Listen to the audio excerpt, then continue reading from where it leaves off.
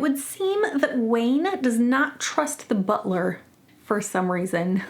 Welcome to this character video from Shadows of Self by Brandon Sanderson. Spoiler warning, for the enjoyment of this video, you will want to have read The Alloy of Law and Shadows of Self because spoilers. And honestly, I can't really blame Wayne for his trust issues with the butler after what happened last time.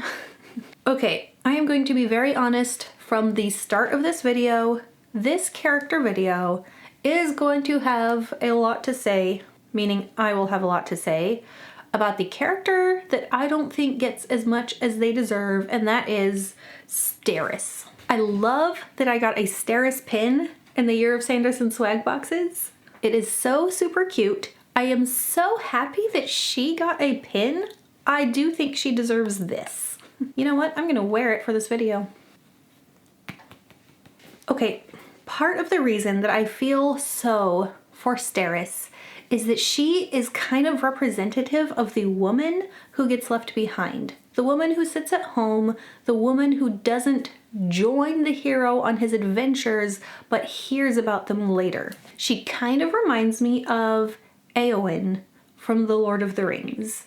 Except in Lord of the Rings, we get to see into Eowyn's heart and see that she really desires to be with the one who goes. She doesn't like having to be the woman who stays at home. Through the first and second books of Mistborn Era 2, we don't really see much of any side of Steris. She's kind of an extra. We do see enough that I believe she deals with anxiety. I kind of talked about that in my Alloy of Law video. So I kind of have a feeling that she may desire to go out and do more like her half-sister is allowed to do, and she's not. But let's go to kind of where the book starts with Steris and Wax. There is zero passion between these two characters. It is a marriage of convenience for both of them. They're both willing, they're both into the marriage, but they're not in love. I don't know that either one of them is excited about it. And speaking of her sister, Marcy, being allowed to do things that she's not, and allowed to lead a life that she is not, Wax has chosen Steris. But does Steris ever regret or feel jealous of the fact that Marcy is the one who gets to be part of Wax's world? Wax gets called in to go chase a bad guy. Steris doesn't go. Marcy does. And she is really trying. She reads everything she can about Wax. She kind of studies him for different reasons than Marcy did, though. Marcy saw him as like this exciting symbol of the part of life that she loves. Steris studies Wax to be a good wife. She wants the wedding to go well. She wants to do a good job. And she does get excited. She is marrying this hero, this legendary figure. I thought it was really cute that when they are going to this event together, she wears appropriate clothing.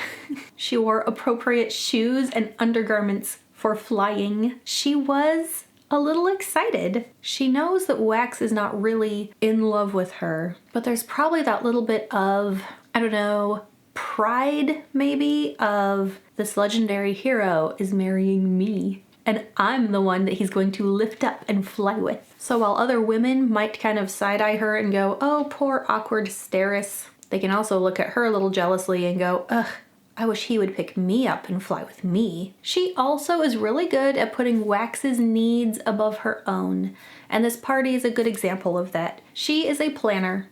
He's not. He's impulsive. Normally she plans things down to conversation topics, the jokes she's going to make, lines that she can say to people. These are all things that help her alleviate her anxiety. But at this party, she doesn't plan so much. She knows that Wax is kind of hunting for somebody, and so she says, you know what? I'm gonna follow you. I'll follow your lead. You do what you need to do, and I will support you. Which, by the way, Steris has never been married or in that kind of relationship. Wax was with Lessie for quite some time. You would think he's the experienced one, but from what I can see, Steris is doing a better job at the whole relationship thing. Maybe it's her anxiety and trying to make up for it, doing everything she can to make him appreciate her and want her more.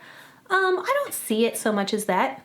Maybe it comes into play, but that whole thing of her being the planner, him being the impulsive one, could be a recipe for disaster. If you know any real life couples that have complete opposite traits like that, it can either cause huge frustration, not seeing eye to eye, or it can be building blocks for a relationship because they can help cover for each other's weaknesses. And they do seem to genuinely like each other, even without deep passion. The liking each other and having a friendship is a really good basis. And even without that deep passion, being able to say, I like this person, can go a long ways in a relationship. And the book doesn't go into this. This is my view as the reader and as a woman reading. And it was written by a man, probably for a predominantly male audience. I don't know, but here's my perspective on this. At that party, when Wax goes off and leaves her, but also during that same night, he makes sure that Steris is put away somewhere safe. And the time where I was like, ooh, if I was Steris, I'd be so upset right now, was when he met up at the bar with his friend, Wayne, who for some reason doesn't really like Steris, with his fiance's sister, who gets to be the woman who goes with Wax and take part and be on the adventure with him, and the attractive woman from the party. If I were Steris, I would be feeling so left out. I think I would probably understand I don't have the skill set that my sister has. I don't have the skill set to go out chasing elements or bad guys. I would know that if I were there, I would probably just be in the way and Wax would have to focus on protecting me instead of doing what he was supposed to do, but I would still feel sad about it. She misses the action. She missed the story. She comes in at the end to comfort Wax. She is a good woman and Wax is lucky to have her.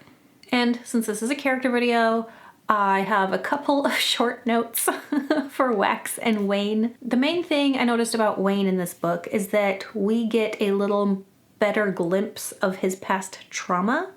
We get a little more details. We get to see how it still affects him to this day. And like a true trauma survivor, he never really knows when it's going to hit and pull him down and give him flashbacks. And other times he's flippant about it. Offhand comments, jokes. Trauma isn't something that anyone should ever have to deal with. And when it does happen, we don't always know how to deal with it. But his friend Wax is always loyal, stays with him, stays by his side, never teases him about not being able to shoot a gun. He just accepts Wayne as he is. Maybe I sounded really harsh on Wax when I was talking from Steris' point of view.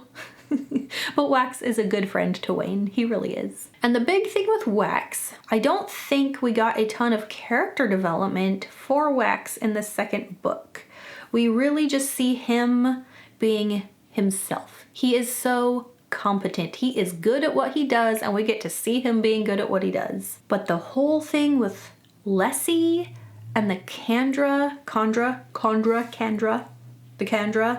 as Lessie, super weird. I don't know what I thought about it or how I felt about it. Not sure Wax really does either at this point. He has spent so long trying to recover after Lessie's death. And now this, pulling up all those emotions again, plus other ones. He was in love with something that wasn't even a human, that didn't actually die. For some reason, Harmony has his eye on Wax. Don't know why. What makes Wax special? I don't know. Why did that influence his love life? What is so special about Wax? Harmony has plans for him, is paying attention to him. This 1,000-year-old inhuman creature fell in love with him. And we saw the flashback. We saw that prologue with Wax and Lessie and how they meet. And Wax was kind of awkward. She didn't seem very impressed with him, but she was obviously kind of into him. And that was another twist that I did not see coming. I did not think that the person that Wax had been chasing this whole book was his dead, but I guess undead lover? Very weird twist. And if you have read the 3rd and 4th Mistborn Era 2 books, please no comments in the spoilers. No comments in the spoilers. Please no spoilers in the comments. If you know that Steris gets more screen time or gets just more attention, more of what she deserves, don't tell me. I don't know that I've had any big major plot points spoiled for me for this, so I want to find out as I go. If you enjoyed this video, you can go back and watch the first one I made called The Alloy of Wax. Subscribe here for more bookish content like this, follow me on Instagram, and I'll see you next time. Bye!